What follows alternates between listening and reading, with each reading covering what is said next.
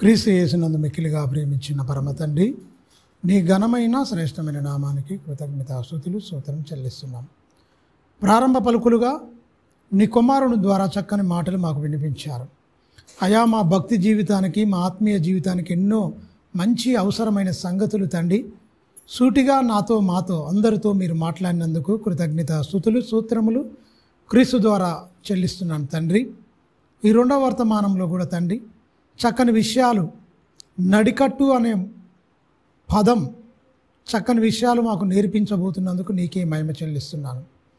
అయ్యా, మనిషికి ఒక నడికట్టుగా నేను ఉంటాను, నా మాటలు విని వాటి ప్రకారంగా జీవిస్తే మిమ్మల్ని నేను ఎన్నంటే ఉంటానని చెప్పిన ఆ మాటలు విసర్జించి ఇశ్రాయేల్ చేసిన తప్పిదాలు ఇప్పుడు క్రైస్తవులుగా మారినా కూడా ఎలాంటి తప్పిదాలు చేస్తున్నాయో రెండింటిని సారూప్యత పోల్చి చెప్పుకోవడానికి తండ్రి ప్రారంభం నుంచి వెళ్ళి మంచి మాటలు ముగింపు వరకు మీరే అధ్యక్షత వహించి చెప్తున్న నన్ను మరుగుపరిచి సూటిగా నాతో మాతో మీరే మాట్లాడి తండ్రి మా కొదవగా ఉన్న జ్ఞానాన్ని మాకు అనుగ్రహించి మాలో ఉన్న లోటుపాట్లన్నీ వాక్యం అనే అద్దంలో చూపించి మమ్మల్ని సరిచేయమని నిండు మనసుతో వేడుకుంటూ క్రీస్తు నామాన్ని ప్రార్థన అడుగుతున్నాం తండ్రి, ఆమేన్. ప్రభు నామమున అందరికీ వందనాలు, క్రీస్తులో శుభాలు. మంచిదండి. ఇర్మియా గ్రంథము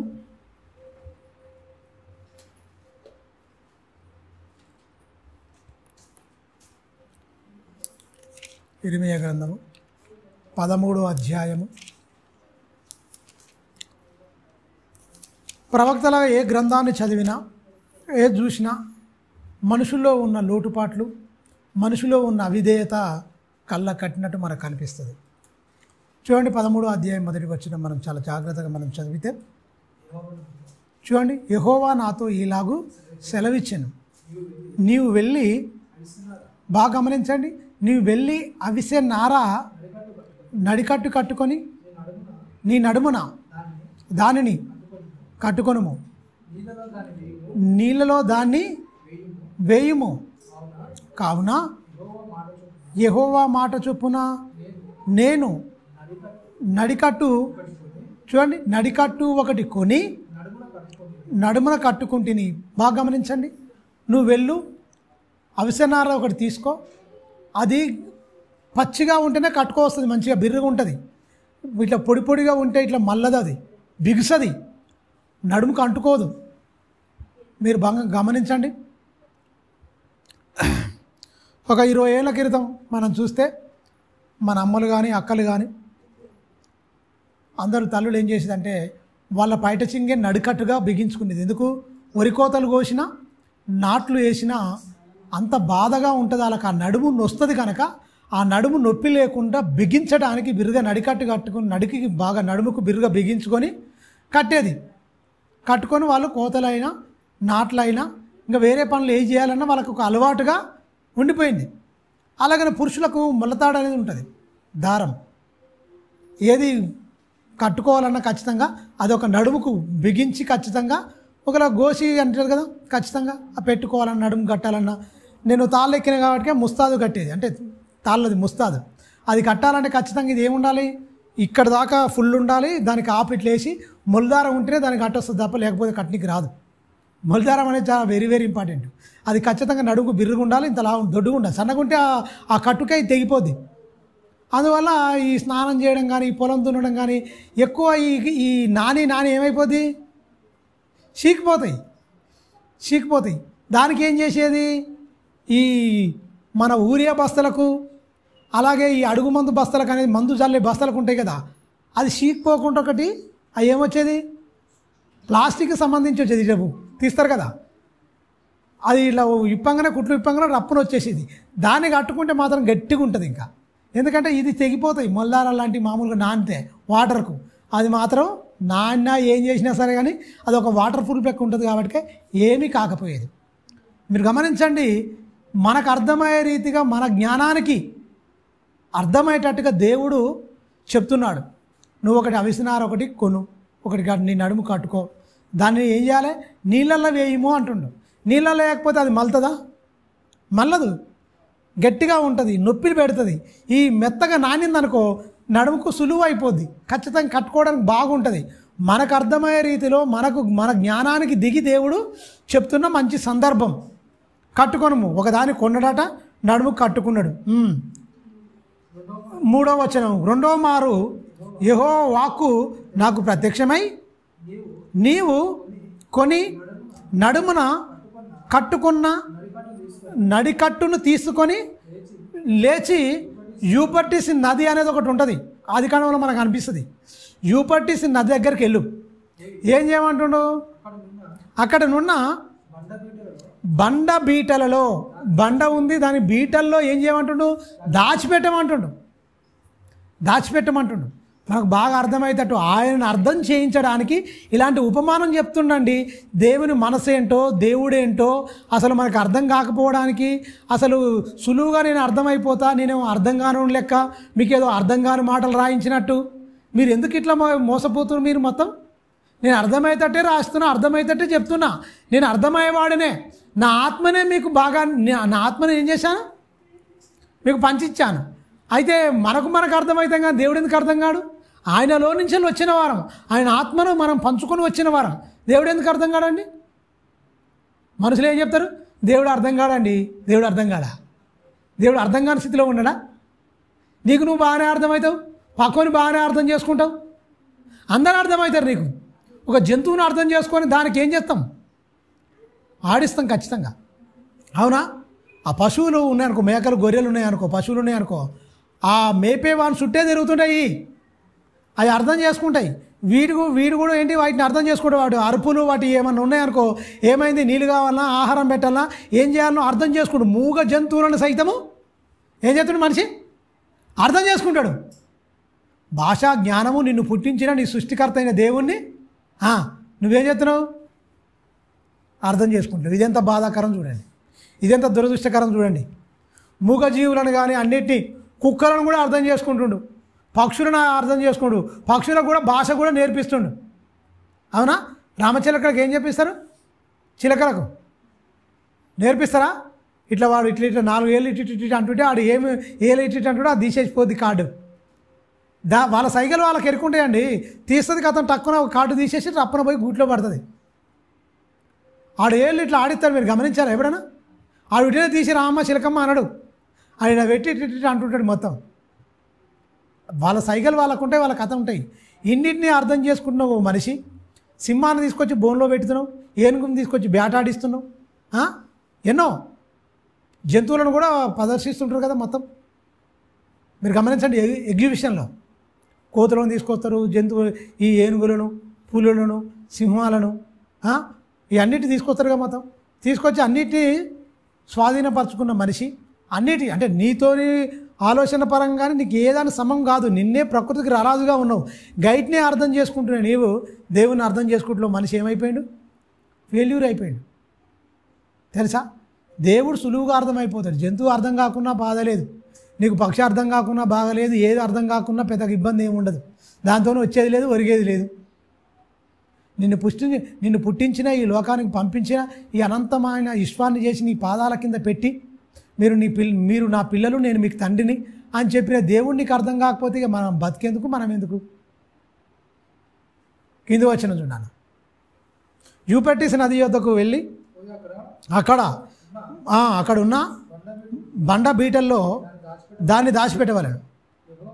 యెహోవా నాకు ఆజ్ఞాపించినట్లు నేను పోయి యూపర్టిస్ యొద్ద దాన్ని దాచిపెట్టి తిని, అనేకమైన దినములైన తర్వాత యెహోవా నీవు లేచి యూపర్టిస్ యొద్దకు పోయి నేను అక్కడ దాచిపెట్టమని నీకు ఆజ్ఞాపించిన నడికట్టును అక్కడి నుంచి తీసి తీసుకొని రాము. దాచిపెట్టింది ఏమైపోదండి?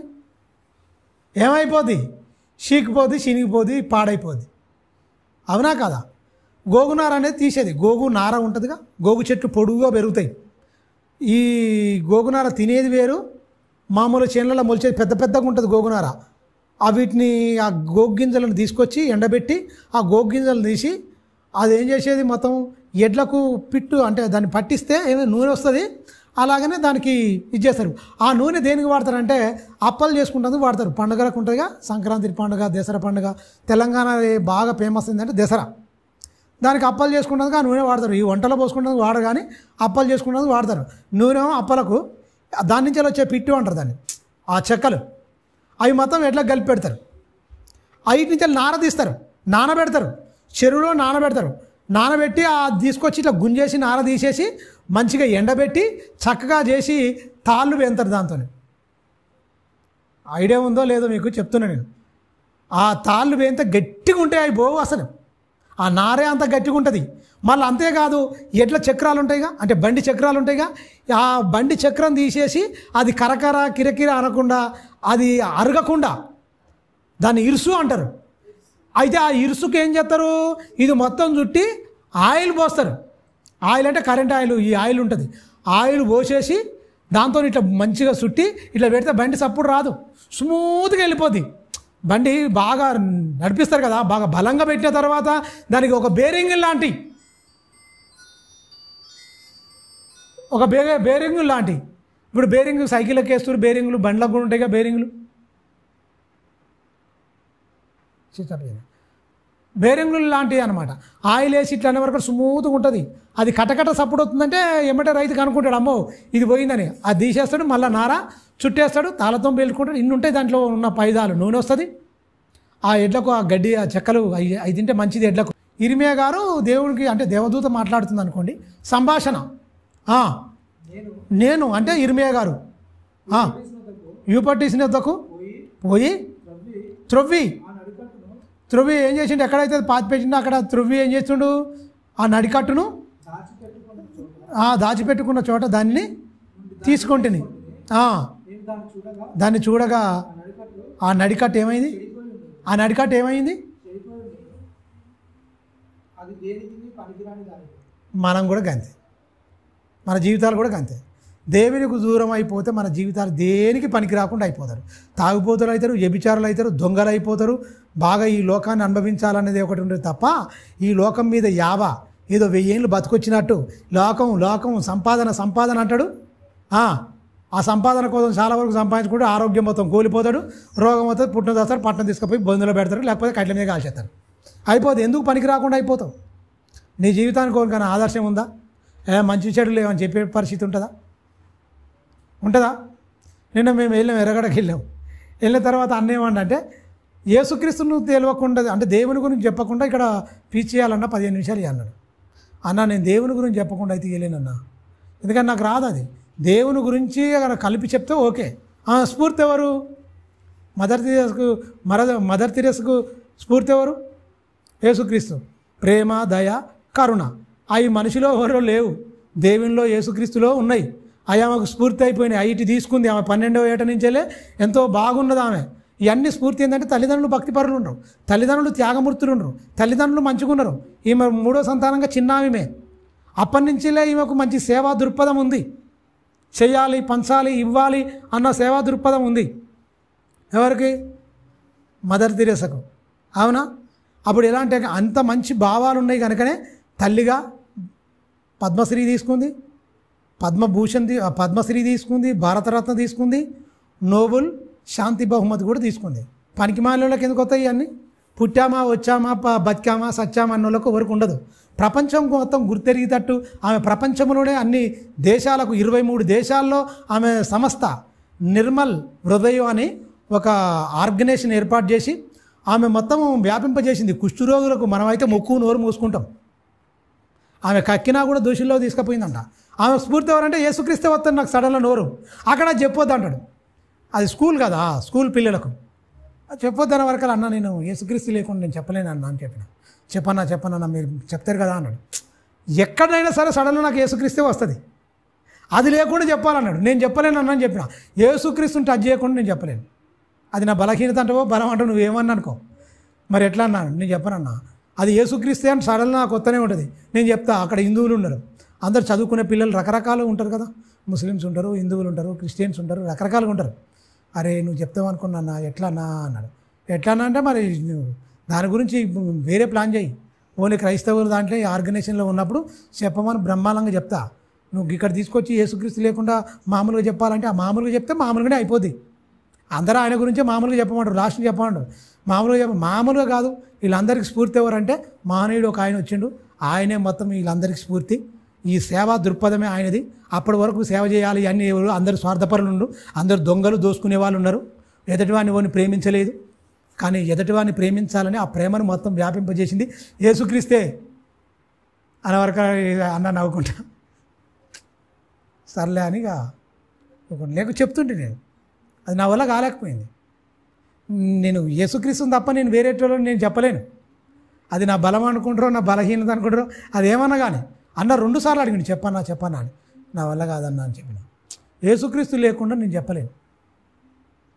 ప్రపంచ మనుషులందరికీ ఏంటి మాదిరి, ఆమెకు వచ్చింది పునస్కారాలు వచ్చినాయంటే యేసుక్రీస్తే మాదిరి. యేసుక్రీస్తు వల్లనే కదా పెళ్లి చేసుకొని కూడా జీవితాన్ని మొత్తం సమర్పించుకొని యవ్వన ప్రాయాన్ని మొత్తం తునప్రాయంగా దేవునికి సమర్పించుకొని బతికింది మహాతల్లి. ఆమెకందరికి ఎవరు స్ఫూర్తి? ఆయనే కదా. మరి మూలాన్ని పక్కకు పెట్టి మీదే చెప్తే ఏమవుతుంది? అందరు మీ మీద పుట్టినరోజు ఆమె చనిపోయిన రోజు అన్నీ చెప్తున్నారు, బాగానే అందరు చెప్తున్నారు. పిల్లలు ఇంగ్లీష్లో చెప్తున్నారు, తెలుగులో అన్నీ చెప్తున్నారు. దానికి మూలం అంటే ఈ మూలాన్ని పక్కకు పెట్టి చెప్తున్నారు అక్కడ. అది నాకు ఎందుకో నాకు మంచిగా అనిపించలే. ఎందుకంటే మెయిన్ అది కదా, ఫౌండేషన్ పునాది ఆయన కదా. ఆమె సేవ చేయాలని అక్కడి నుంచి వెళ్ళి కలకత్తాకు వచ్చి అక్కడ మొత్తం మురికివాడలో ఉండడం, వాళ్ళందరికీ పెట్టడం అంటే మామూలు విషయం కాదు. ఒక దగ్గర పోయి భిక్షాటన చేస్తుంటే వాడేమన్నా కోపం మీద ఉండి ఆమె చేతిలో ఉంచిండట. ఈ ఉమ్ము నాకు ఉండనిమ్ము, ఆ ఆకలి మాత్రం తీర్చమన్నాడ. ఆడ గుండె మొత్తం కరిగిపోయిందట. ఎవరుకుంటారండి? ఈ ఉమ్ము నాకు ఉండనిమ్ము, ఇది నేను తీసుకుంటా, కానీ నువ్వు ఏదైతే పెడుతున్నావు వాళ్ళకి ఆహారం పెట్టు, వాళ్ళ ఆకలి తీర్చందట. అలా ఎవరంటారండి? మనిషిని తూ అని ఊహిస్తేనే ఊకోలేని దరిద్రులైనా మనిషికి ఆలోచన ఉంటుంది. ఆడు ఎందుకు ఉంచిండో తెలియదు. చిన్న పంచాయతీ అయితే వాడు మామూలుగా ఉంచినా కూడా నన్ను చూసే ఉంచిండని వెళ్ళి పెట్టుకునే సమాజం. ఈమె పోయి భిక్షాటన చేస్తున్న టక్కున ఆయన చేతిలో ఉంచితే ఆ ఉమ్ము పట్టుకొని ఇది నాకు ఉండనిమ్ము, ఇది నేను ఉంచుకుంటా, కానీ ఇలా ఆకలి మాత్రం తీర్చమన్నది తల్లి. ఎవరి గుణం అది? యేసుక్రీస్తుదండి. మాటలు చెప్పలే, ప్రభువును తన బ్రతుకులో చూపించింది. అదండి స్ఫూర్తి. అందరు ఫోటో పెట్టుకుంటారు కానీ ఆమె భావాలు ఏమైనా ఉండబట్టినా? ఆమె భావజాలం ఏమైనా ఉండబట్టిందా? ఒక పనికిమాలిన ఒక దరిద్రుడు ఆమె మీద నింద కూడా వేసిండు. భారతరత్న అనవసరంగా ఇచ్చిరామే అనేకులను మన భారతదేశంలో ఉన్న స్త్రీలను తీసుకుపోయి మొత్తం విదేశాలకు అమ్మేసిందని చెప్పిండు ఒక పనికిమాలిన ఒక దరిద్రుడు. ఆమె ఔన్నత్యము, ఆమె గొప్పతనము, ఆమె మంచితనం అర్థం కాని మూర్ఖులు అలా మాట్లాడుతున్నారు. అది కూడా చెప్పుదాం అనుకున్నాను నేను. డైరెక్ట్ భయం ఏముంది? నిజం నిర్భయంగా చెప్పాలండి. సిగ్గుపడేదేముంది అలా? చెప్పరా కాదు. ఈయన లేకుండా నేను చెప్పలేను. నా బలహీనత ఏంటంటే ఈయన లేకుండా నేను ఎక్కడ చెప్పలేను. ఈయనే నాకు బలము బలహీనత అనుకోండి. ఈయన లేకుండా నేను ప్రసంగం చేయలేను. తెలుసా? అందరికీ శాంతి అని చెప్పింది ఆయన మాటలు ప్రపంచ మేధావులకే స్ఫూర్తి అయినాయండి. గాంధీ కవరు ఈ శాంతి అనేది ఈయనే. ఆ మతేశ్వరాలు చదువుకుంటే మొత్తం శాంతి వచ్చేస్తా అని చెప్పిండు. గాంధీ కూడా చదివిండు బైబిల్. కుడి చెంప మీద కొడితే ఎడమ చెంప తిప్పంటే ఈయన రెండో చెంప కూడా ఒక చెంప కొడితే రెండో చెంప చూపించామని ఈయన అన్నాడు. యేసుక్రీస్తు నీ కుడి చెంప మీద కొడితే ఎడమ చెంప తిప్పని క్రీస్తు అన్నాడు. గాంధీ ఏమన్నాడు? ఒక చెంప కొడితే రెండో చెంప తిప్ప అన్నాడు. కాపేనా కాదా? ముందు ఎవరు చెప్పారు? యేసు. తర్వాత ఈయన చెప్పిండు. ఈయనకే శాంతికర్త, మన జాతిపిత అయిపోయింది. మరి ఈయన మతబోధకుడు అయిపోయింది దౌర్భాగ్యులకు. ఈయన చెప్తేనో మతబోధకుడు అట, ఈయన చెప్తేనో జాతిపిత అట. ఇక చూడు ఎట్లా నిందలేసిరో. యేసు ఎవరికి అర్థం కాలే. ఆనాడున్న వాళ్ళకి అర్థం కాలే, ఈనాడు నమ్ముకున్నామని చెప్పుకున్న వాళ్ళకు కూడా వీళ్ళకు కూడా అర్థం కాలే. ఆయనకు హృదయానుసారంగా ఉండాలి. మన హృదయంలో ఏ పాపం లేకుండా ఉండాలి, భ్రష్టత్వం లేకుండా ఉండాలి. కుళ్ళు కుతంత్రం పెట్టి మనం ఎలా ఉంటుంది కానీ మన భక్తి నటన. శత్రువు వచ్చింది అనుకో, మాట్లాడకపోతే లోపల ఉండేది ఉంటుంది, పెదాలు మాత్రం తక్కువ నవ్వి బాగున్నారా అంటాం. లోపల అనుకునే లోపడే ఉంటుంది. అదే ఉండొద్దని చెప్పిండు యేసుక్రీస్తు. వేషధారి అలా ఉండొద్దు. నువ్వు ఏదున్నా సరే ప్యూర్ ఉండాలి నీ లవ్, ప్రేమ. వేషధారితనంగా ఉండొద్దు అని చెప్పిండు యేసుక్రీస్తు. ఈ అన్నిటి మొత్తం ప్రక్షాళన చేసిందే యేసుక్రీస్తు అండి. ప్రతిదీ ప్రింట్ చెప్పింది యేసుక్రీస్తు. 9వ వచనం చూడానా? యెహోవా ఈ మాట సెలవిచ్చుచున్నాడు, ఈ విధముగాను యూదావారును బాగా గమనించండి, యూదావారి గర్వమును ఎర్షలేము నివాసుల మహాగర్వమును నేను భంగపరిచెదను. ఎర్షలేములో నివసిస్తున్న వారు యూదావారికి ఏంది?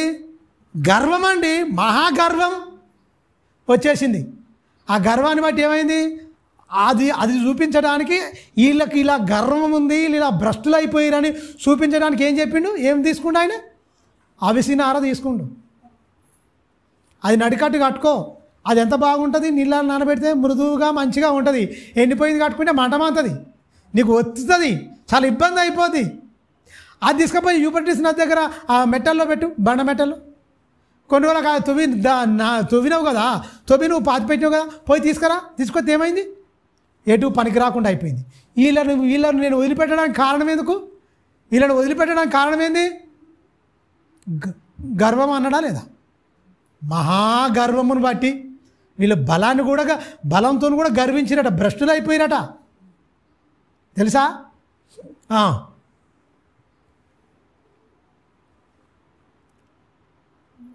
మా బలగర్వం బట్టి నేను భంగం చేసిందని అంటుండు. లేవికాండం చూడండి, లేవికాండము 26వ అధ్యాయం, లేవికాండము చూడండి ఏం చేసిండో. దేవుని మనసు అండి. 66 పుస్తకాలు అంటేనే దేవుని మనసు. మనకు అర్థమయ్యే రీతిలోనే రాసిండు. మనకు అర్థం చేయించడానికే మనకు ఆత్మనిచ్చిండు, పరిశుద్ధాత్మను. ఒరే మీరు అర్థం చేసుకోలేకపోతే, మీకు కొంచెం ఇబ్బందిగా ఉంటే నా ఆత్మను కూడా మీకు దత్తం చేస్తున్నా అన్నాడు. దత్తపుత్రాత్మను మీరు పొంది ఉన్నారు అన్నాడు. 26:18 నుంచి చూడాను. 26:18 లేవికాండము. ఇవన్నీ సంభవించినను మీరింకను నా మాటలను వినని ఎడల, పైన చదివితే ఈ శత్రువుడుగా వీళ్ళందరూ భయంకరంగా ఉన్నారు, ఇంటికి వెళ్ళంగా చదువుకోండి.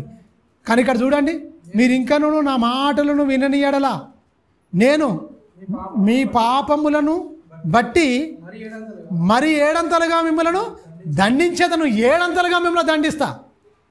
మీ పాపమును బట్టి దండన ఎందుకు వస్తుందండి? దేవుడు ఇటీనే దండిస్తాడా? మన పిల్లలు మనం దండించాం, వాళ్ళు ఏమైనా తేడా చేసి మొత్తం పనికిమాల పనులు చేస్తాం, మనం ఊరుకుంటామా? వీటి పోయి ఆడు పోయి వాడిని కొట్టి వీని తిట్టి అక్కడి నుంచి ఇక్కడి నుంచి వచ్చి గొడవలు పెడితే మనం ఊరుకుంటామా? ఖచ్చితంగా దండిస్తాం. దేవుడు ఏం కోరుకుండు? పరిశుద్ధులుగా ఉండండి, పవిత్రులుగా ఉండండి, నిన్ను వారిని పొరుగువారిని ప్రేమించండి, ఆజ్ఞలు పాటించండి, పొరుగువారిని ఏది కోరుకోవద్దు, దాసదాసినైనను అని ఎద్దునైనను గాడిదనైనను నీవు పొరుగువారిని ఏది కోరుకోవద్దని ఆజ్ఞలు ఇచ్చిందా? అన్ని మీరిన దౌర్భాగ్యులు, వీళ్ళందరూ మీరిన దౌర్భాగ్యులు. ఏదైతే దేవుడు చేయమని చెప్పిండో అవి అన్నీ చేయలేదు, ఏదైతే చేయకూడదురా అని చెప్పిండో అవి అన్నీ చేసుకుంటూ పోయి వీళ్ళు. అందుకే పాపులయ్యారు, అందుకే భ్రష్టులు అయిపోయారు. ఈనాడు కూడా అంతే కదా. ఆనాడు వాళ్ళకు సర్వసత్యం లేదు, మనకు సర్వసత్యం వచ్చింది. మరి మన బతుకులను దాన్ని పోల్చుకుంటే ఇంకా బాధాకరం. కింది వచ్చిన చూడను, 7 అంతలు మిమ్మల్ని దండించదని చెప్తూ మీ బల గర్వమును భంగపరిచి, బాగా గమనించండి, ఎందుకు మీరు తిండే కదా, నేను ఇస్తున్న వర్షాన్ని, నేను ఇస్తున్న ఈ ఆహారాన్ని, ఈ ఋతువులను, ఈ కాలాలను, ఈ పంటలను మీకు ఇస్తుంటేనే కదా మీ బల గర్వమును బట్టి పాపం చేస్తారు కదా. తిండి తిన్నోనికి ఏం చేస్తాడు? పాపం చేయాలనుకుంటాడు. ఆడే వ్యభిచరిస్తాడు, ఆడే దొంగతనం చేస్తాడు, ఆడే ఈ పనికిమాలిన పనులన్నీ చేస్తాడు. దాన్ని ఏం చేస్తున్నాడు? ఆకాశాన్ని, వర్షాన్ని కురిపించే ఆకాశాన్ని, ఆకాశం ఏం చేస్తాడు? ఎండలు సూర్యుడి నుంచి బాగా ఎండలు వస్తాయా? ఈ ఎండ బాగా సూర్యరశ్మి నుంచి ఎండలు వచ్చిన తర్వాత ఏమైపోతాయి? ఈ సముద్రాలు, ఉప్పు సముద్రాలు వేడెక్కిస్తే ఏమైపోతాయి? అవి నీళ్ళన్నీ ఆవిరిగా మేఘాల్లోకి వెళ్ళిపోతాయి. అవి మళ్ళీ వర్షంగా మన దగ్గరికే వస్తాయి. తెలుసా? ఇంత శిష్టాన్ని నేను పెట్టి, ఇంత మీ కడుపులు నింపి, ఇంతగా చేస్తుంటే తిని మదించి మీ ఇష్టానుసారంగా మీరు బతికితే నేనేం చేస్తా అంటాడు? సూపర్ మాట. నేనేం చేస్తా అంటాడు చూడండి.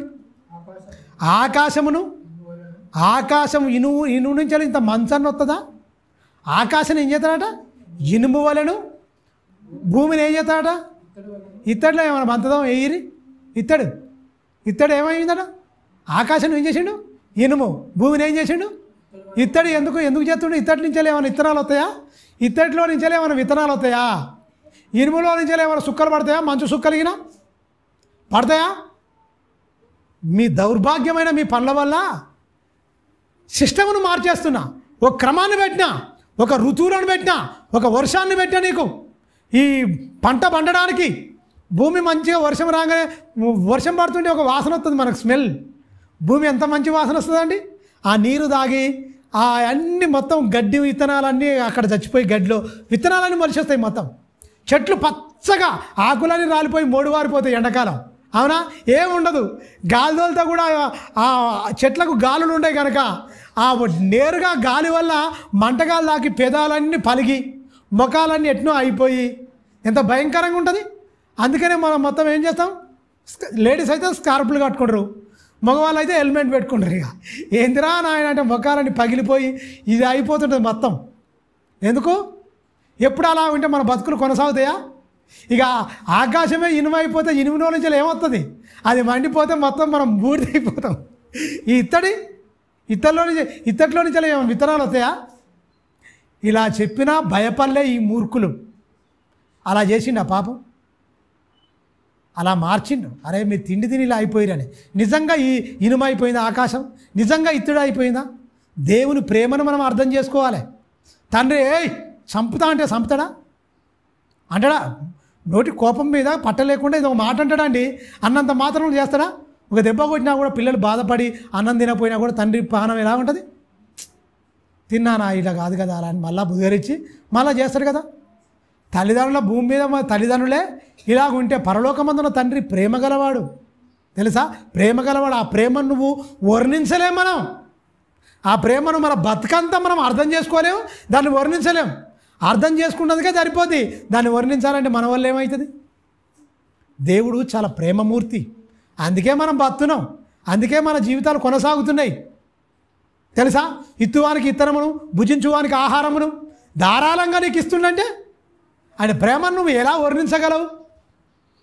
ఆ పండే గుణాన్ని అప్పుడు అన్నాడు, స్టార్ట్ చేసిండు. ఇప్పటి వరకు పంతనే ఉన్నాయి, పంటలు తీసుకుంటూనే ఉన్నారు, తింటున్నారు, అయిపోతుంది. అందులో ఏమన్నా ఇదైపోయిందా? ప్రతిదినము నువ్వు భూమిని నూతన పరుస్తున్నావు అంటారు 104వ కీర్తనలో. ప్రతిదినం భూమిని ఏం చేస్తున్నావు? నూతన పరుస్తున్నావు. నువ్వు జడగొడుతున్నావు, కెమికల్ని పెట్టి, దరిద్రమైన కంపెనీలు పెట్టి అన్ని కెమికల్స్, విషవాయువులు ఆకాశంలో వదులుతున్నావు. నూతన పరుస్తలేడు. ఆ విషవాయువులు నేరుగా నీ ముక్కులోకి వెళ్ళిపోతే నీ ఊపిరితిత్తులు, నీ కిడ్నీలు మొత్తం ఎగిరిపోతాయి. ఈ నాసికలో కూడా ఫిల్టర్ చేసుకునే దాన్ని సిస్టమ్ పెట్టిండు, నిశ్వాసను పెట్టిండు మొత్తం. మనం వదిలితేప్పుడు చెడ్డ వదులుకుంటాం, పీల్చుకునేటప్పుడు మంచిది పీల్చుకుంటాం.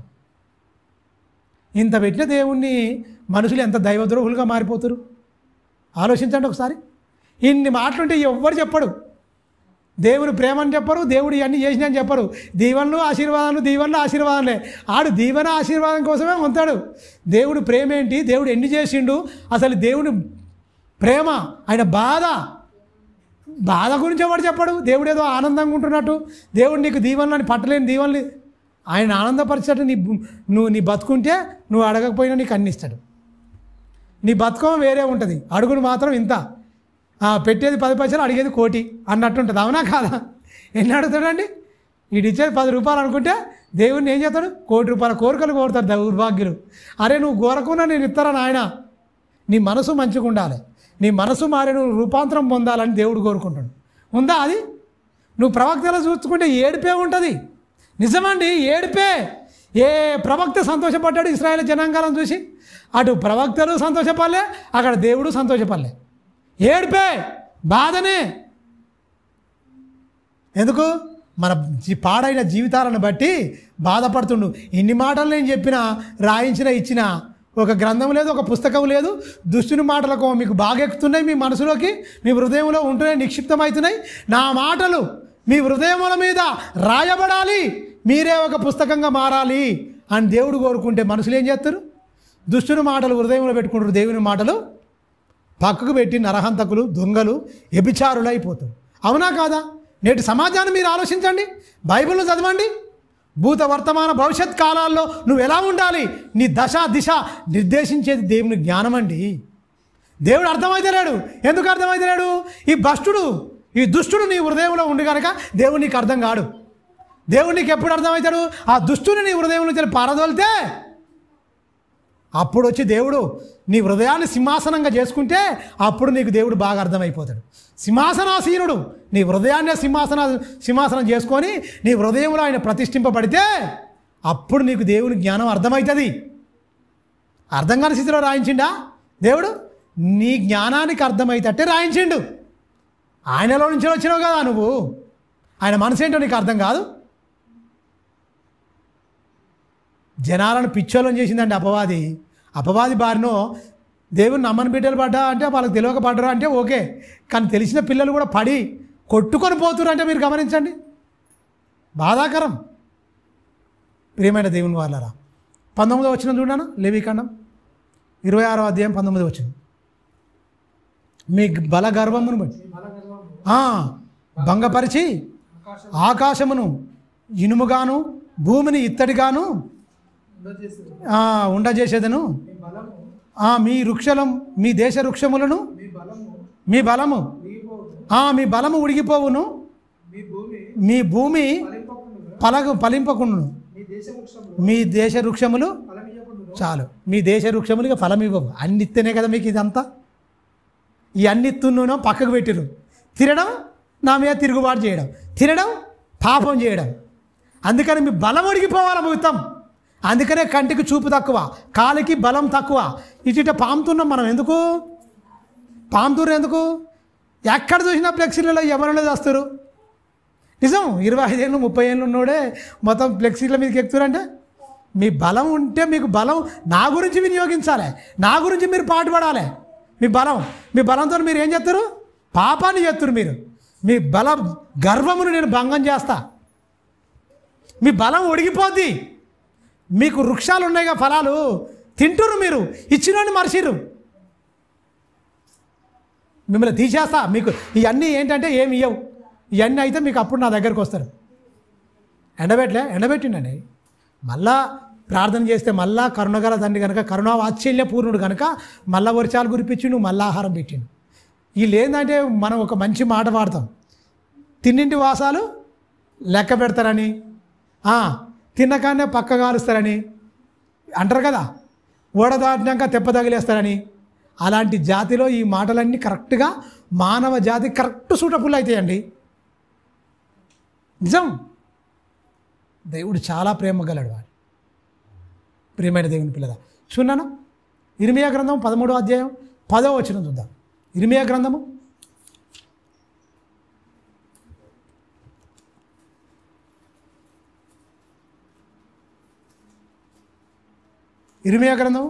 13వ అధ్యాయం 10వ వచనం చూడండి. ఆయన ఆజ్ఞ ఇయ్యగా, 13వ అధ్యాయం 10వ వచనం. వీళ్ళు ఏం చేసిరట? అక్కడ అన్య దేవతలను చూసిరట, పూజించిరట దౌర్భాగ్యులు. అన్య దేవతలను పూజించుచు వాటికి నమస్కారం చేసిరట. నమస్కారం చేయుమని వాటిని అనుసరించుచు నా మాటలను విననొల్లక వారి హృదయ కాఠిన్యము చొప్పున నడుచుకొను ఈ ప్రజలు దేనికి పనికిరాని, దేనికి పనికిరాని నడికట్టు వలె అగుదురు. దేనికి ఏమన్నాడు? ఆకాశం అందే కానీ, నీళ్ళ అందే కానీ, భూమి అందే కానీ దేన్నన్నా ప్రతిమని చేసుకోమన్నాడా? ఆజ్ఞలో ఆజ్ఞ అండి, ఒక ఆజ్ఞ. నమస్కారం చేయకూడదు, నేను రోషం గలవాడను, మీరు దేన్ని పూజింపకూడదు, దేనికి నమస్కారం చేయొద్దు అన్నాడు. అవునా? అనడా లేదా? పితరుతో అన్నాడు. పితరులకు ఇచ్చిన ఆజ్ఞలు వీళ్ళు ఏం చేసిరు? విసర్జించిరట, వినడంలోకి పోయిరట. ఇప్పుడు మీరు బాగా గమనించండి, సమాజానికి ఏది కావాలి? మంచి కావాలా, చెడు కావాలా? మంచికి అనేది వ్యాప్తి తక్కువ, చెడుకు అనేది వ్యాప్తి శరవేగంగా. మీరు గమనించండి, ఒక మాట చెప్తారు, మీరు గమనించండి. నీతి అట, మంచి అట, బట్టలు వేసుకొని చెప్పులు వేసుకొని బయటికి వెళ్ళే వరకల్లా అబద్ధం. దిగంబరిగా రప్పున తిరిగి వస్తాడు, దానికి బట్టలు లేవు, చెప్పులు లేవు, రప్పున ఊరికి వస్తాడు, తిరిగి వస్తాడు. తెలుసా? మంచి బట్టలు వేసుకొని రెడీ అయ్యి కాళ్ళకు చెప్పులు తొడుక్కొని బయటికి వెళ్తున్నాడు. చెడు ఏంది? దీనికి బట్టలు ఉండవు, చెప్పులు ఉండవు, ఏది ఉండదు, రప్పున తిరిగి వస్తుంది అమ్మటే. చెడు అనేది వ్యాప్తి ఎక్కువ సమాజంలో. చెడుకే కనెక్ట్ అవుతారు. మంచి కనెక్ట్ అయితే ఎవడు, మంచిగా బతేవాడు ఎవడు? పూజింపవద్దు అని చెప్పిండు, నమస్కరించవద్దు అన్నాడు. మీరు దేనికి ఈ సృష్టములో మనుషుల చేతిలో మలసబడిన దానికి మీకు దండం ఎందుకు? దండం పెట్టుడెందుకు? మీరు నమస్కారం చేసుడెందుకు? మీరు నా సాక్షాత్తు నా పిల్లలు, నా అంశ, నా పిల్లలు. దేనికి రా మీరు దండం పెట్టేది? అది మంచిది కాదట. ఈ పనికి మాలేది మంచి ఆట. ఇది చేస్తారు మనుషులు. ఇది ఎంతవరకు న్యాయం? దేవుని హృదయాన్ని గాయపరిచేటి అన్నీ. ఏది ఆయన చెప్పిన మాటలు విసర్జించి విననోళ్ళకపోతే ఏందన్నట్టు? మనకున్నాయి కొత్త నిబంధనలు అన్నీ చెప్పిండు. ఇప్పుడు బాబు మంచి మాటలు చెప్పిండు, అవునా? ప్రేమించాలి, చక్కగా మనం దయ చూపించాలి, అందరినీ ప్రేమించాలి, ఒక్కరిని కాదు. ఆడు మంచోడా చెడ్డోడా అవన్నీ పక్కకు పెట్టు. దేవుడు లోకమును ఎంత అంటే మాటల్లో చెప్పలేనంత ఆయన వర్షం కురిపిస్తుండు. మంచివారి మీదనైనా భ్రష్టుల మీద కూడా, నీతిమంతుల మీద అనీతిమంతుల మీద తన వర్షమును, తన సూర్యుడిని ఆయన ఇంత సమానంగా ప్రేమిస్తుంటే ఆ సమానమైన ప్రేమ మరి నీదేది? మరి జీవము గల దేవుని పిల్లలము అని చెప్పుకుంటున్నప్పుడు ఆయనలో ఉన్న సమానత్వం, ఆయనలో ఉన్న ప్రేమ మరి మనలో ఎందుకు లేదు? మనలో క్రోధం, కోపం ఎందుకు వస్తున్నాయి చెప్పాలి.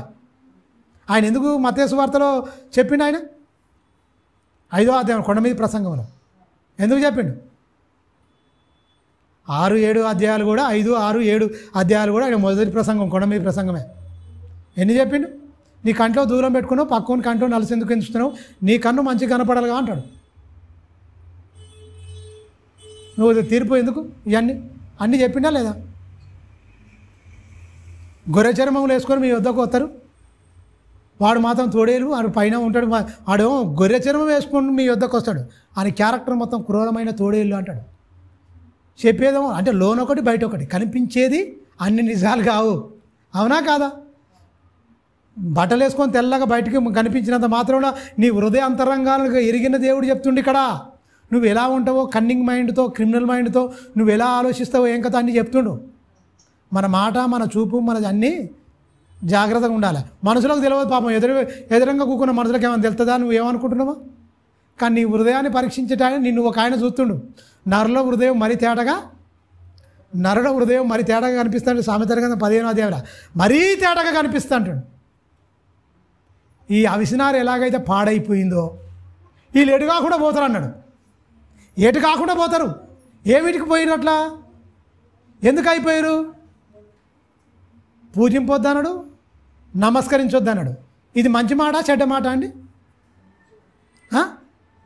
ఒకదానికి ఎందుకు బానిస అయిపోతున్నావు? బానిస కావద్దు. నిన్ను నేను స్వతంత్రుడుగా నిన్ను సృష్టించిన ఒకదానికి ఎందుకురా దండం పెట్టేది? ఆయన ఏమన్నా దండం పెట్టమండా? నేను నీ తండ్రిని, నేను చెప్పిన మాటల ప్రకారంగా మీరు బతికేసాలు, మీరు నా పిల్లలు. లోకంలో ఉన్నాయి, నేను దేవుణ్ణి, నువ్వు దాసుడవు, భక్తుడివి రా, నువ్వు అక్కడ ఉండాలి, నువ్వు మడి కట్టుకో, తడి కట్టుకో, ఇవన్నీ చేసుకోమా అని అంటాడు. ఈయన అట్లా ఏమని చెప్పిండా? నీ హృదయాన్ని చూస్తాను ఆయన, మీరు నా పిల్లలు రా, ఏది కావాలి నీకు? దూరంగా ఉండు, అక్కడ ఉండు, నువ్వు ఈనివి, నువ్వు ఆనివి, నువ్వు అంటరాను, నీకు ఇట్లా ఉండదు అట్లా ఉండదు అని ఆంక్షలు పెట్టే దేవుళ్ళు కావాలి. హత్తుకొని ఉన్న దేవుడు వద్దు, నేను హత్తుకునే దేవుడు వద్దు, నీకు అనేకమైన ఆంక్షలు బిగించేవాడు కావాలి నీకు. అందుకనేంటి చెడుతనానికి నీకు ఆకర్షణకు వెళ్ళిపోతావు. మంచిది వద్దు. మంచిది వద్దా? మంచిగా బతకమంటే ఎక్కదా? ఎక్కించుకోరా? ఎక్కించుకోరు. ప్రియమైన దేవుని వారా, మీరు గమనించండి. ఇర్మియా గ్రంథము 9వ అధ్యాయం 13 నుంచి చూడండి. ఇర్మియా గ్రంథము చక్కని విషయాలు చెప్పిండండి ప్రవక్త అయిన ఇర్మియా గారు. 13 అందుకు యెహోవా ఇలాగు సెలవిచ్చుచున్నాడు, వారు నా మాటలు వినకయు దాన్ని అనుసరింపకయు నేను వారికి నియమించిన ధర్మశాస్త్రము, ధర్మం నేర్పేది, నీకు న్యాయం నేర్పేది, ఆ న్యాయ విధులు నువ్వు ఎలా ఉండాలో నేర్పేది. ఆయన ధర్మశాస్త్రం ఏం చేసినాడు? వీళ్ళు అంటే ఏంటి? మంచి ఎవ్వడు పట్టించుకోడండి. ఈ లోకంలో మంచి లేదు, అందుకే నీకు ధర్మశాస్త్రం ఇచ్చిండు. ధర్మానుకూలంగా నువ్వు ఎలా బ్రతకాలో, ధర్మశక్తి అంటే ధర్మక్షేత్రంలో నువ్వు ఎలా ఉండాలో, ఆయన కట్టడలో, ఆయన విధిలో నువ్వు ఎలా బతకాలో ధర్మశాస్త్రం ఇచ్చిండు. ఏమనిచ్చిండు? నిన్ను వలే నీ పొరుగువారిని ప్రేమించమన్నాడు, నీ తల్లిని తండ్రిని సన్మానించమన్నాడు. తెలుసా? నీ పొరుగువారిని ఏది ఆశింపవద్దన్నాడు. ఆయన ఎద్దునైనను గాడిదనైనను ఏది ఆశింపవద్దన్నాడు, వ్యభిచరింపవద్దన్నాడు, దొంగిలించవద్దన్నాడు, అబద్ధ సాక్ష్యములు చెప్పవద్దన్నాడు. ధర్మం అది ఎక్కుతుందా? పూటకో అబద్ధం, మాటకో అబద్ధం, నీ అవసరాన్ని బట్టి అబద్ధం ఆడతావు. ఇది ఎక్కడ కథ? ఇదేవో నేర్పిండు, దుష్టుడు నేర్పిండు. ఎలా నేర్పిండు? నీ హృదయానికి వచ్చినాడు. వానిలో ఉన్న దుర్గుణాలు నీ నుంచి వ్యాపింపజేస్తుండు. వాక్య రూపకంగా ఈయన ఉన్నాడు. ఈ మీ హృదయంలో ముద్రింపబడాలి. మీ హృదయమైన పలక మీద వాటిని రాసుకోండి. మీ ప్రవర్తన అంతటి మీద నన్ను అధికారిగా ఒప్పుకోండి. సామెతల గ్రంథం 3వ అధ్యాయంలో రాయబడుతుంది. ఒప్పుకోండి, ఒప్పుకోండి, ఒప్పుకోండి. దయను, కనికరమును ఎప్పుడు మిమ్మల్ని విడిచిపోగదు. విడిచిపోకుండా కాపాడుకోండి. అవి ఉంటేనాట దయ కూడా విడిచిపోదాట. మీరు గమనించండి. కింది వచ్చిన నాన్న విసర్జించినని 14వ వచనం. తమ హృదయ మూర్ఖత చొప్పున ఏముందట? హృదయంలో ఏముందట అండి? హృదయంలో ఏముంది? దేవుని మాటలు నాయి. ఏమున్నాయట? తమ హృదయ మూర్ఖత చొప్పున జరిగించుటకై తమ పితరులకు తమకు నేర్పినట్లు బయలుదేవతలను అనుసరించుచున్నారు గనకనే వారి దేశము పాడైపోను. వారి దేశం పాడైపోయింది. సామెతల గ్రంథము మీరు గమనించండి. సామెతల గ్రంథము ఎందుకు పాడైపోయింది? ఎందుకు ఈ మూర్ఖత్వం వచ్చింది? ఎందుకు ఈ దరిద్రం వచ్చింది? ఎందుకు ఇట్లా అయిపోయారు మనుషులు? 3వ అధ్యాయం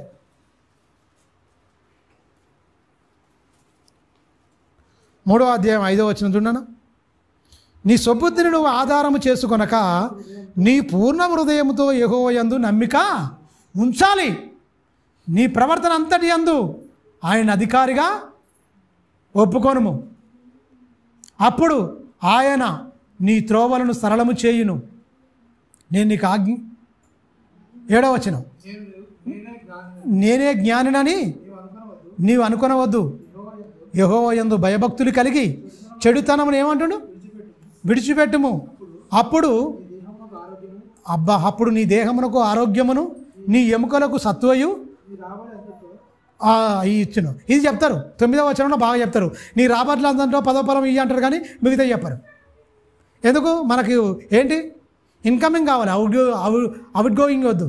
అంటే పోయేది వద్దు, వచ్చేదే కావాలి. వచ్చేది మాత్రం గట్టిగా చెప్తారు. మొదటి వచనంలో చూస్తే, నా కుమారుడా నా ఉపదేశమును మరవకము, నా ఆజ్ఞలు నీ హృదయపూర్వకంగా గైకొనము. అవి దీర్ఘాయువును సుఖజీవనంతో గడుపు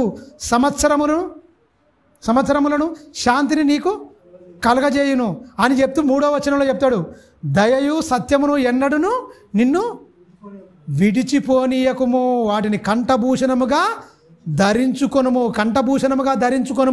అప్పుడు నువ్వు బాగుపడతావు. అప్పుడు నువ్వు మంచిగా అయిపోతావు. మంచిగా అయిపోతావు.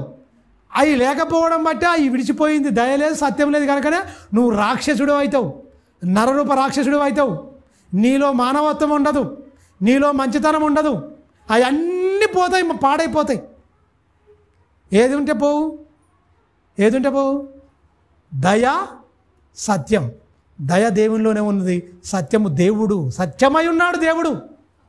సత్యమై ఉన్న దేవుడు, దయ అయి ఉన్న దేవుడు. దయ ఆయనలోనే ఉంది. ప్రపంచానికి నేర్పించింది ఆయన. దయ అంటే ఏంటో, సత్యం అంటే ఏంటో, ప్రేమ అంటే ఏంటో, జాలి, దయ, కనికరం. ఆమెకు 3 వినియోగించుకుంది మదర్ తెరెసా గారు. ఏంటి? ప్రేమ, దయ, కరుణ.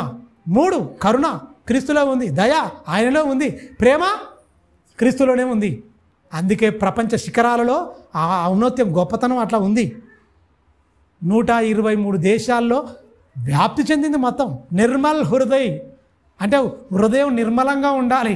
చూడండి, ఆమె పెట్టుకుంది కూడా. కుష్ఠరోగులండి, పురుగులు లుక అంటుంటాయట, బట్టలు కూడా ఉండేయట. అలాంటి సేవ కన్న బిడ్డలకు ఒక కన్న తల్లి కూడా చేయలేదు.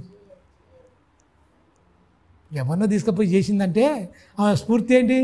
నీ హృదయం సంవత్సరానికి ఒకసారి జ్ఞాపకం చేసుకోవడం కాదు, ప్రియమైన దేవుని వాళ్ళరా, ఆమెలో ఇవి ఉన్నాయి, ఎన్నడూ విడిపోలే, బ్రహ్మాండంగా ఉన్నాయి. అది ఉంచుకుంది కనుకనే అలా గొప్పగా ఉన్నది. ఎక్కడో పుట్టి ఇక్కడికి వచ్చేసి మీరు గమనించండి, మెస్పెటోనియా అనే ప్రాంతం, ఉత్తర దేశం అనేది మెస్పెటోనియా అనే ప్రాంతంలో పుట్టి 3వ సంతానంగా ఇక్కడ మన భారతదేశానికి కలకత్తాకు వచ్చి ఆ వెలివేయబడిన వెలివాడల్లో స్లమ్ ఏరియా అంటారు, భయంకరంగా తినడానికి కూడా తిండి లేక భయంకరంగా ఉంటే వాళ్ళందరికీ సేవ చేయడం అంటే మాటల. పుట్టిన దేశం కాదు, ఆయన కథ కాదు.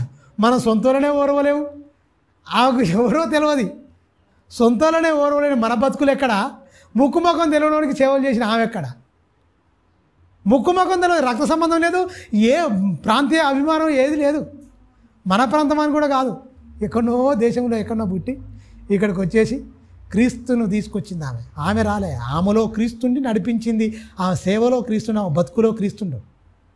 మన బతుకులో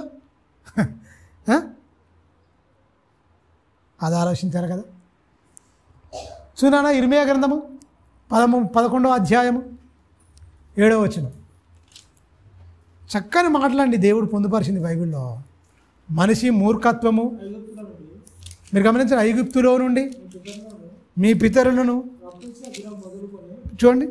దేవుడు అటు ఏం చేసినట, దేవుడు అటు ఏం చేసినట్టండి, ఐగుప్తులో నుండి మీ పితరులను రప్పించిన దినము మొదలుకొని నేటి వరకు నేను గట్టిగాను ఖండితముగాను చెప్పుతూ వచ్చిన, ఖండితంగా చెప్తూ వచ్చిన మాటలు నాటి ఏం చేసినట, ఇవన్నీ ఒట్టి చేసిరు దౌర్భాగ్యులు. గట్టిగా చెప్పిండు, ఖండితంగా చెప్పిన మాటలన్నీ ఒట్టి మాటలు చేసిరు. కొంతమంది చూసిరా ఇక్కడ వింటారు, ఇక్కడ వదిలిపెడతారు. అవి మనుషుల మాటలు అయితే వదిలిపెట్టు, దేవుని మాటలు, సర్వోన్నతుడైన దేవుని మాటలు, మాట ద్వారా భూమి ఆకాశములు కలిగించిన దేవుని మాటలు, సూర్యచంద్ర ఆకాశంలో పెట్టిన దేవుని మాటలు, ఆయన మాటలు అంత నిర్లక్ష్యమా? నిజమేనండి, మనిషికి ఇచ్చిన విలువ మనిషికి మాట్లాడిన అంటే ఒక మనిషికి ఇచ్చే మాటలకు ఇచ్చినంత విలువ దేవుని మాటలకు ఉండదండి. ఇదేంది దౌర్భాగ్యమో కానీ ఒక మనిషికి ఇచ్చిన విలువ, వాని మాటకి ఇచ్చిన విలువ దేవుని మాటకు ఉండదు. మీరు చూడండి, ఇవ్వరు, పాటించరు. అమ్మో ఆయన దగ్గర మాట పోద్దేమో, మరి ఈయన దగ్గర నీ బతికే పోద్ది, ఈయన మాట వినకపోతే. ఆయన దగ్గర మాట పోద్ది, మొహమాటం చొప్పున ఒక మనిషి దగ్గర అనుకుంటావు, ఈయన మాట వినకపోతే నీ బతికే పోద్ది, నీ బతికే ఉండదు. ఇక్కడ మాట పోయినా సరే ఏదో చదువు చెప్పుకొని మనుషుల దగ్గర ఏదో చెప్పుకోవచ్చు, అవునా కదా, ఏదో ఒకటి చెప్పుకోవచ్చు. ఆయన దగ్గర ఏం చెప్పుకుంటే చెప్పు, ఎన్ని అవకాశాలు ఇచ్చినా నీకు, గట్టిగా చెప్పినా, ఖండితంగా చెప్పినా, ఎన్ని మాటలు చెప్పినా కూడా మీ బతుకునేది ఇట్లా మారలేదు. ఎందుకు వ్యతిరేకంగా తిరగబడ్డారు మీరు? ఇశ్రాయేలు ప్రజలతో మాట్లాడుతున్నాడు ఇర్మియాకి ఏమైనా సుఖం ఉందంటవా? ఏడ్చి వచ్చిండు, ఏడ్పించిన మొత్తం. ఒక్కడు ఇల్లే మాట, రాజులు ఇల్లే మాటలు, ఇశ్రాయేలు జనాంగం ఇల్లే మాటలు, గుండెలు బాదుకున్నాడు, బట్టలు చింపుకున్నాడు. ఇప్పుడండి నాకు అంత తెలిసిపో, ఈడేం చెప్పాలంటారు. ఇప్పుడేం దొరికేనా ఈ యూట్యూబ్, ఫేస్బుక్ ఇవన్నీ పనికిమాలిన ఈ ఛానళ్ళు వచ్చిన తర్వాత దేవుని దైవవ్యాప్తి జరగట్లేదు. అబద్ధం ఎక్కువ చేస్తారు వీళ్ళు కూడా, ఎందుకంటే వీళ్ళు బతకరు, దాని ప్రకారంగా చెప్పరు. అంతకింత గుంపులో గోవిందని ఇదొక మతం అని ముద్రేసారు టక్కున. ఏదన్నా చెప్తే బతికి చెప్పంటారు నాయన, బతకకుండా చెప్తే ఇది కూడా అన్నిటి లెక్కనే. అందరేమో లోకంలో ఉన్నాయి బతికి చెప్తురా, ఆడు ఎట్ట పనికి మాలని వచ్చి 2 మాటలు నీతి మాటలు వల్లించి మళ్ళీ పాత జీవితమే. ఇది అట్లా ఉండదు. అందుకే దాన్ని కొత్త జన్మ అన్నాడు. నువ్వు చచ్చిపోయి పాతి పెట్టబడి క్రీస్తులో లేవడం, పాతవి గతించను క్రీస్తు చేసినందుకు కొత్తగా ఆయన అంటే నూతనపరచబడాలి. మళ్ళీ పాత జీవితంలో పాతయానికి అనిపిస్తున్నాయి అంటే మన బతుకు మారలేదని అర్థం చేసుకోవాలి. ఈయన చాలా గొప్పగా చెప్పిన మాటలని మనం అర్థం చేసుకోవాలా. గట్టిగా ఖండితంగా నేను చెప్పుతూ వచ్చిన నా మాటలను వినుడి అని పెందల కాడని లేచాట. ఏం చెప్తున్నాడా? మనం చెప్తామా పెందల కాడని లేచి మన పిల్లలకు? పెందల కాడలో లేచిండట. దేవుడు చెప్పిన మాట పెందల కాడలో లేచిన. మీరు వెలుగు సూర్యుడిని మీరు చూడకముందుకేరా నేను వచ్చి మీ దగ్గరకు వచ్చి నేను మాట్లాడదాం అనుకున్నా. ఇన్నరా పెందల కాడని అని పాటలు పాడతారు. పాటలు కూడా కట్టిరండి. మనలోకి పాటలు కట్టడం అంటే దేని దొరికితే దాన్ని కడతారు. కానీ పాట ఒకటి ఉంటుంది, బతుకు ఒకటి ఉంటుంది. పాట పాడినట్టే మనం బతుకుండాలిగా. నాదైనా ఎవరిదైనా అండి చెప్పే నేను గొప్పని కాదు, వినేవి తక్కువేం కాదు. దేవుని దృష్టిలో అందరూ ఈక్వలే. అందరు ఈక్వలే, ఎవరు అందరు సమానంగానే. దేవునికి పక్షపాతం లేదు. మనుషులకు పక్షపాతం ఉంటుంది, దరిద్రులకు. కానీ దేవునికి ఉండదు సుమా. దేవుడు న్యాయవంతుడు, సర్వోన్నతుడు, నీతిగల న్యాయాధిపతి. ఆయన దగ్గర ఎక్కువ తక్కువ ఈడు ఇట్లా అట్లా నా వాడు ఈ పక్షపాతం లేని దేవుడు నమ్మవు. నువ్వు అందరూ సమానం నా పిల్లలు అని చెప్పిన దేవుడు నమ్మిన అన్నీ చెప్పిండాడ. పెందల కన్నెలు వేసినాడు పాపం ఆయన. చూడండి ఆయన బాధ ఏంది, ఆయన బాధ ఏందండి. పెందల కన్నెలు లేచి వచ్చి తిని అయినను వారు తమ దుష్ట హృదయములో పుట్టు మూర్ఖత చొప్పునే నడుచుచు ఎనకపోయి. ఇంత దౌర్భాగ్యమా? మూర్ఖత చొప్పున, దుష్ట హృదయము మూర్ఖత చొప్పున అలా పుడతాయట మాటలు. మీరు గమనించారా? అవి ఎప్పుడైతే మనకు ఉంటుందో దేవుని వాక్యం మీకు అర్థం కాదు. బాగా గమనించాలి. నాకు అర్థమైతే లేదండి అని నువ్వు అనుకున్నా, వాక్యం వింటప్పుడు నిద్ర వచ్చినా ఏమున్నట్టు మనకు? ఏమున్నట్టు మీరే చెప్పాలి. ఏమున్నట్టు? ఎవరమైనా సరే ఏమున్నట్టు అండి? మన ఆ దేవుని స్థానాన్ని దుష్టుడు మారుస్తున్నట్టు. ఆశతో ఇన్న ప్రాణాలు ఏమైపోతాయి? దేవుడు తృప్తిపరచాడు. నిన్ను నిద్రపుచ్చి నీ బహుమానాన్ని దొంగిలించాలని దుష్టుడు పన్నాగం పంతుండని అర్థం చేసుకో. అర్థమైందా? ఎవరితో ముచ్చట పెడితే నిద్ర రాదు, లోకవార్త చెప్పుకోవడానికి ఏం కాదు. ఎందుకు మనకు దేవుని సన్నిధిలోకి వచ్చినప్పుడు ఇలా వస్తుంది? నిద్ర మత్తు గల ఆత్మను వాడు పంపితాడట ఖచ్చితంగా సన్నిధిలోనికే. ఇన్ని మాటలు ఉన్నారా? అబ్బో ఇవన్నింటి వీళ్ళు ఏమైపోతారో, వీళ్ళు బాగుపడితే ఎట్లా? మధ్యపెట్టడం, మాయ చేయడం, అదే భ్రమపరిచే ఆత్మ. నీవు చాలా మంచిగా వింటున్నావు, ఇన్న మాటలు కూడా నీకు అర్థం కాకుండా మనం పండుకోవడం, ఇంటికాడ పండుకున్నాం అనుకోండి, ఎవరైనా మాట్లాడేటప్పుడు టక్కుని లేస్తాం. లేకపోతే అవి లేవకున్నా సరే కానీ ఆడేడేమన్నా అన్నీ చెప్తాం. దేవుని మాటలు చెప్పండి మీరు చూస్తా, నీ చెవును మూస్తుంది. ఇక నీకు అర్థం కాదు, వినబడ్డట్టే ఉంటాయి. ఏం చెప్పిండు? బాగా చెప్పిండు. ఏం చెప్పిండు? బాగా చెప్పిండు. అంతే, ఇక అర్థం కాదు. అలా మాయ చేస్తాడు దుష్టుడు. అని ప్రభావం ఎక్కువ ఉంటుందండి మనుషుల మీద. ఆయన ప్రభావాన్ని మొత్తం ఛేదించుకొని రావాలంటే నీ హృదయం శుద్ధ హృదయం ఉండాలి, నీ అంతరంగం. చదువునానా? ఏమైనా అలా పుట్టుస్తుండట వాళ్ళది. అయినను వారి దుష్ట హృదయములలో పుట్టు మూర్ఖత చొప్పున నడుచుచు ఎనకపోయిరి. చెవి ఎగ్గిన వారు కాకపోయిరి. చెవి ఇవ్వాలి కదా. వారు అనుసరింపవలసినది మేలు వారికి ఆజ్ఞాపించిన ఈ నిబంధన మాటలన్నిటినీ అనుసరించి నడవలేదు గనుక నేను చూడండి ఆ నిబంధనలోని వాటన్నిటినీ వారి మీదికి రప్పిస్తాను. ఏముంది నిబంధన? తెగుళ్ళు ఉన్నాయి, తెగులు రప్పిస్తున్నాడట. నిబంధన అన్నిటిలోని ఉన్నాయి తెగుళ్ళు, మొత్తం పంపిస్తాడట. ఏమైపోవాలి? క్షేమం వేరు, క్షామం వేరు. క్షామం అంటే కరువు, క్షేమం అంటే మంచిగా దేవుని దీవెనలు. క్షామం పంపిస్తున్నాడ అంటే కరువు, ఖడ్గము, బాధ, వేదన. అందుకనే మనం చదువుకున్నాగా, ఆకాశం ఇనుము, భూమి ఇత్తడి. ఇక ఇత్తడి నుంచి ఏమి రాదు ఇత్తనాలు. ఆకాశం నుంచి ఇనుము నుంచి ఏమైనా సుక్కబొట్లు కూడా రావు. చెమట సుక్కబొట్లు ఏమైనా వస్తాయా?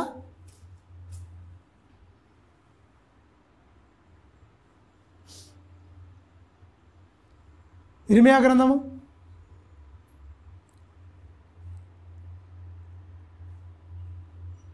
11వ అధ్యాయం చదువుకున్నాం కానీ 16వ అధ్యాయం. ఇర్మియా గ్రంథము 16వ అధ్యాయం తీయండి. 16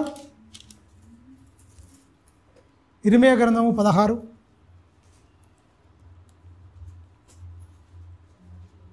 11 నుంచి వెళ్ళి వారితో ఇట్లనము యెహోవా ఈ మాట సెలవిచ్చి ఉన్నాడు. నేడు నీ పితరులు నన్ను విడిచి అన్య దేవతలను అనుసరించి పూజించి వాటిని నమస్కారము చేయుటను బట్టే గదా వారు నా ధర్మశాస్త్రమును గైకొనక నన్ను విసర్జించిరు. ఒక తండ్రి చెప్పుకుని నన్ను విసర్జించిరు. లోకంలో ఉన్నవాళ్ళు తండ్రి కుమారుడు ఉంటారు అనుకో, తండ్రి కుమారుడు ఉంటారు అనుకో, తల్లి ఒక బిడ్డలు తల్లిని ఒక ద్వేషించి ఏమన్నా అనుకో, పోయాగో నా బిడ్డ ఇట్లా అన్నది అట్లా చెప్పుకొని అలా అలా బాధను వేదనను మొత్తం తీర్చుకుంటారు. అంటే బాధ చెప్పుకుంటే పోద్దే అంటారు, పోదు, అది ఎప్పటికి ఉంటుంది అట్నే. ఒక తండ్రి కూడా ఏమంటాడు, నా కొడుకు ఇట్లా అన్నాడు, నా కొడుకు అట్లా అన్నాడు అని చెప్పుకుంటారా ఆ బాధ అనేది పోతట్టుగా. ఇక్కడ ఇర్మియా ప్రవక్త ద్వారా దేవుడు ఎంత బాధపడుతుండో, దేవుడు ఎంత వేదన పడుతుండో ఆ ప్రవక్త తెలియజేసి ఆయన బాధను అర్థం చేయించడానికి ఇర్మియా పోయాడు. దేవుడు ఇంత బాధపడుతుండ్రా, మనలను బట్టి, మన పాపాలను బట్టి, మన అతిక్రమములను బట్టి దేవుడు ఇంత శోకిస్తున్నాడు. మారండ్రా మారండ్రా మారండ్రా మారండ్రా మారిరా, విసర్జించిరాడు ఈ దౌర్భాగ్యులు. నా ధర్మశాస్త్రమును మీరందరూ నా మాట వినకుండా కఠినమైన మీ దుష్ట హృదయము కాఠిన్యము చొప్పున నడుచుకొనుచున్నారు. మీరు మీ పితరుల కంటే విస్తారముగా ఏంటట, విస్తారం అంటే లెక్కలేని అన్నీ అనమాట. విస్తారంగా చెడుతనం చేసుకోవడం, మంచితనం ఒక్కట్లేదా, కోసాన గింత కూడా మంచితనం లేదా, విస్తారమైన చెడుతనమాట. ఏంది ఇదంతా? ఈ చెడుతనం గురించి, దేవుని బాధ గురించి పట్టించుకునే నాదులు లేడు ఇప్పుడు ఉన్న బోధకులలో. ఉన్నవాళ్ళు కొద్దిమంది అక్కడక్కడ ఉన్నారు మహనీయులు. వేల మంది ఎందుకు వచ్చారు? దండుకోవడానికే. వేల మంది ఎందుకు వచ్చారు?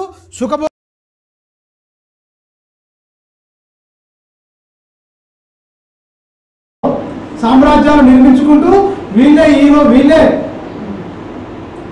ఏం చేస్తున్నా, స్టేజ్ మీద గొప్ప లైట్లు ఏం చేస్తున్నా, పొగబెడుతున్నారు. మొత్తం పొగ అవసరమా, లైట్ అవసరమా దేవుని వాక్యం చెప్పడానికి? దౌర్భాగ్యాలా మనుషులు మొత్తం మాయలో ఒక ట్రాన్స్లోకి తీసుకుపోతున్నారు. మొత్తం పప్పులోకి వెళ్ళిపోయినట్టు లోకం మాలిండిగా వద్దురా ఆయన, లోకం నుంచి వేరు కావాలంటే ఈ లోకాన్ని అంతా తీసుకొని ఈ సంఘం చూపిస్తుంది. దౌర్భాగ్యులందరూ చెడిపోయిన మనస్సాక్షికి వెళ్ళవలసిమా, లాభం నీతో మనుషులు కొనియాడే దౌర్భాగ్యులు ఉన్నారు. దేవుడు మనసును అర్థం చేసుకోకుండా తమ సునీతిని ఆధారం చేసుకొని దేవుడు నీతిని పక్కన పెట్టి భ్రష్ట హృదయం నుంచి వచ్చేది లోక సంబంధమైన వార్తలు. నీ హృదయంలో ఏం పడుతుంది? లోక సంబంధమైన ఇచ్చేయండి అచ్చేయండి. పరీక్షల కోసం ప్రార్థన, ఉద్యోగాల కోసం ప్రార్థన. ఎవరో చేయమంది ఎక్కడ చేసిరు? మధ్య బతకడం కోసం ప్రార్థన చేసుకోండి. అయ్యా ఇలాంటి దుష్టహృదయం నుంచి నా నుంచి పోయేటట్టుగా నన్ను నీ వాక్యంతో నన్ను బలపరచు, నా బలహీనతలు నాకు తోడుగా ఉండు, ప్రార్థన చేయి. ఇవన్నీ వద్దట. ఈయన పరిపూర్ణమైన భక్తిపరుడట. చేసే ప్రార్థన చూస్తే ఏం చేయాలో అర్థం కాదు. ఒకరు పెట్టుకొని డిస్కో లైట్ చేసుకొని మొత్తం ఈ చెత్తపాలన్నీ చేసుకుంటుంటారు. అది దేవుడికి నచ్చిందా? దేవుడికి మెచ్చిందా? మనుషులు మెచ్చింది మొత్తం దేవుడికి నచ్చాడు తెలుసా? మనుషులు మెచ్చుకున్నది మనుషులకు నచ్చినట్టు చేస్తే దేవుడు అస్సలు నచ్చాడు. దేవుడు మెచ్చింది అంగులు భాగాలు ఏముండవు, మామూలుగానే ఉంటుంది, సింపుల్గానే ఉంటుంది. కావాల్సిన దేవుని వాక్యం వెళ్ళాలి, మంచి హృదయం మారాలి. ఎవరి కోసమే నువ్వు చూసేది? సినిమా ఆడియో లేకపోతే సినిమా రిలీజ్ ఫంక్షన్లు చేస్తుండ్రు. అంతకన్నా అభిమానంగా తయారీ దౌర్భాగ్యులు. లక్షల రూపాయలు పెట్టి పెద్ద స్టేజీలు వేసి పెద్ద లైట్లు పెట్టేసి పెద్ద మొత్తం ఇవన్నీ వేసేసి ఇట్లా అనుకుంటూ ఉంటుంది మొత్తం. ఈ ఒక్కడే పరలోకం తెలుసా? ఈ దౌర్భాగ్యులందరూ లోకాన్ని ఆకర్షించి లోకాన్ని మొత్తం వీళ్ళే పెద్ద హీరోలుగా. క్రీస్తు లేడా? అలా క్రీస్తు ఉండడు.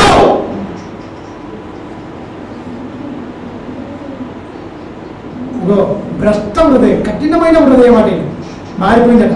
నా ధర్మశాస్త్రం గైకొనక నన్ను విసర్జించి అని చెప్పి 12వ వచనంలో ఆలకించుడి, మీరందరూ నన్ను మాటలు వినకుండా కఠినమైన మీ దుష్ట హృదయము కాఠిన్యము చొప్పున నడుచుతున్నారు. మీరు మీ పితరుల కంటే మీరు ఏం చేస్తారు?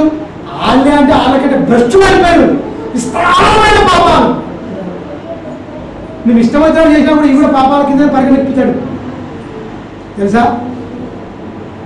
దేవుడు కనపడాలి, దేవుని ఆవేదన, దేవుని ప్రేమ కనిపించేటట్టుగా చెప్తారు. వీళ్ళే సమాజంలో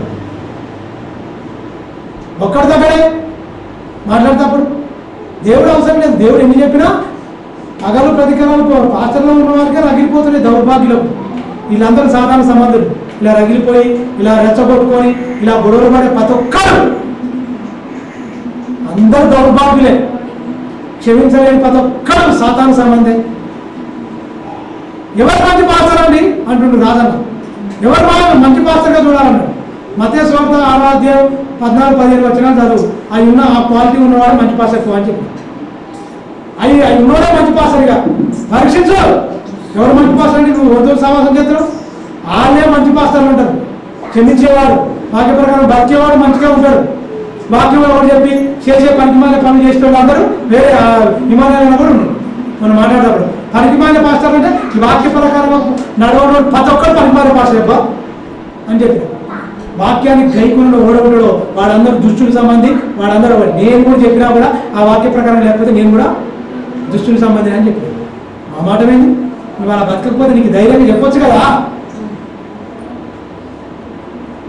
విశ్వాసులు పాస్టర్ని నిందించే పరిస్థితిలో దిగజారిపోతున్న భక్తులు ఉండే లోకంలో ఉంటున్నాం మనం.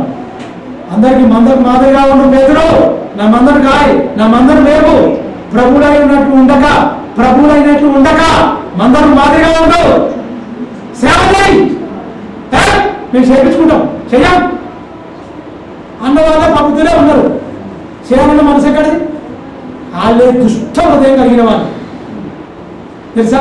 ఇది ఎప్పుడు చెప్తుడు? ఇదిమే గారు చెప్తుండండి. క్రీస్తు పూర్వం చెప్తున్న మాటలు మీరు గమనించండి. ఈ చెప్తున్న మాటల్లో ఎంత ఏడ్చిండో, ఎంత బాధపడో. ఇలాపవాక్యం అంటే ఏడ్చుడే, ఇక రోగమే. దేవుడు అట చాటుకు ఏడ్చిండాడు. తెలుసా? చాటుకు ఏడ్చిండాడు. ఆయన ఏడుపు గురించి చూడడానికి చెప్తాడా? మీ గర్వమును బట్టి నేను చాటుగా ఏడుస్తున్నా, మీరు వినలేకపోయిన మాటలు నేను చాటుగా. ఈ దేవుడిని వాళ్ళని ఏడిపించిరంటే మనిషేనండి, నరజాతే.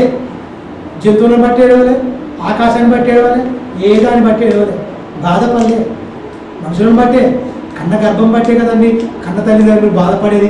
పిల్లలు చెడిపోతే తల్లిదండ్రులు సుఖంగా ఉంటారా? సుఖంగా తింటారా?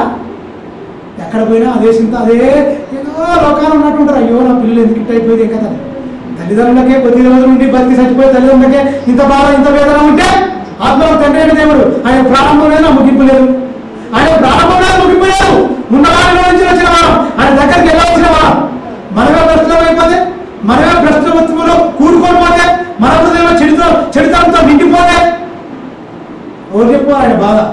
అందుకే ఆకాశం ఆకించము. ఇక మీరేమో నాకు చెప్పుకుంటాను, నా పిల్లలు వింటలేరు. మీరేమో చెప్పుకుంటారు, ప్రకృతితో చెప్పుకుంటుండే ఏడుపు బాధ. ఎవరికైనా అర్థమైందా దేవుని బాధ? ఎప్పుడైనా నీ బాధ చెప్తావు కదా దేవుడికి. దేవుడా నువ్వు ఎలా ఉన్నావని ఎప్పుడైనా అడిగి నువ్వు ఆయన బాధ తెచ్చేటట్టుగా నీకు బతుకుందా? ఎప్పుడు నీ ఏడుపు, నీ గోరు, నీ కష్టం నీదే ఉండదు తప్ప ఆయన సంతోషంగా, సుఖంగా, ఆనందంగా ఉన్నట్టు చెప్తారు ఈ దౌర్భాగ్యులందరూ. దేవుడు సంతోషంగా ఉన్నాడా నీ బతుకుని బట్టి? ఉన్నాడా? బాధపడుతుంది దేవుడు, వేదన పడుతుంది దేవుడు. ఎవరి బట్టి? నిన్ను బట్టి. ఎంత టైం ఇస్తున్నా, ఇన్ని సంవత్సరాలు గడిచిపోతున్నాయి. ఇప్పుడు 8వ నెల, రేపు 9వ నెల వస్తుంది, రేపే 9వ నెల, ఇలా 31వ తారీఖు. జనాలున్నా ఏమున్నా ఏమంటే నిన్ను కాపాడకుండా బతికి ఆయన గురించి బతుకు, చచ్చిపోతే ఆయన గురించి చచ్చిపో. ఈ లోకంలో ఉన్న మాయా గురించి గమపడకండి అనవసరంగా. చెత్త లోకం ఇది, వేస్ట్. ఈ లోకంలో నీది ఏది కాదు. దిగంబరగా వచ్చిన నువ్వు దిగంబరగానే వెళ్ళాలి. నీకు ఏది రాదు. బంగారం, ఎండి, సాటి రాని సంపదలయ్యా నీ వాక్యము, నీ శాసనము నేను గైకొండ అంటాడు భక్తులు. మనం ఈ లోకంలో ఉన్నాయి నీ ప్రభువా, ఇద్దరు నీ దగ్గరకు వస్తా. ఎవరా చెప్పింది ఇదంతా? దయ్యం కూడా కాదు, ఇద్దరు నీ దగ్గరకు వస్తారు. ఆయన ఏమన్నాడు? నీ ఇచ్చిన నాకు అవసరం లేదయ్యా, నీ ఆజ్ఞలు, నీ శాసనములు, నీ కట్టడలు నాకు చాలు.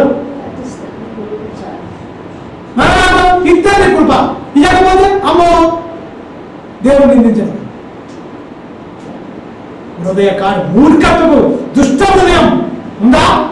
మనుషులకు ఉందండి. మనకు అలాగా ఉండకూడదు. ఎందుకంటే మన పరలోకపు తండ్రి పిల్లల, పరలోకపు తండ్రి పిల్లలు ఆయన దగ్గరికి వెళ్ళిపోవాలి. ఆయన ఉన్న మహాలోకానికి వెళ్ళాలి. తెలుసా? ఖచ్చితంగా ఆయన ఉన్న మహాలోకానికి వెళ్ళాలి. ఆయన ఇష్టాన్ని మన బ్రతుకుల్లో మనం నెరవేర్చాలి. ఎంతకాలం ఉంటాం? కొద్దికాలమే ఉంటాం. ఈ జీవితాన్ని మనం ముగించుకునే కళ్ళు తెచ్చిన వెంటనే దేవదూతలు క్రీస్తు రాకడం ఆలస్యమైతే లాజర్ని ఎత్తుకొని పోయినట్టు మనల్ని ఎత్తుకొని పోవాలి. విశ్వాసాలకు తండ్రి అయిన అబ్రహాము రొమ్మును ఆనుకుంటాడు. ఆశ ఉందా? ఆశ ఉంటే సరిపోతా? కార్యసిద్ధి ఏమైనా కావాలా? కార్యసాధకం. దానికోసం మనం కార్యం సిద్ధం చేసుకోవాలి. సెప్టెంబర్లో మన మీటింగ్లు ఉంటే 29 నుంచి ఒక 2-3 రోజులు నాకు పెట్టుకొని ఖచ్చితంగా విలువైన సంగతులు దేవుని గురించి అన్నాడు. నిన్న జాకబ్ అన్న ఎప్పుడు కొత్త నిబంధన గురించి మాట్లాడుతూ లేదన్నా, ఎప్పుడు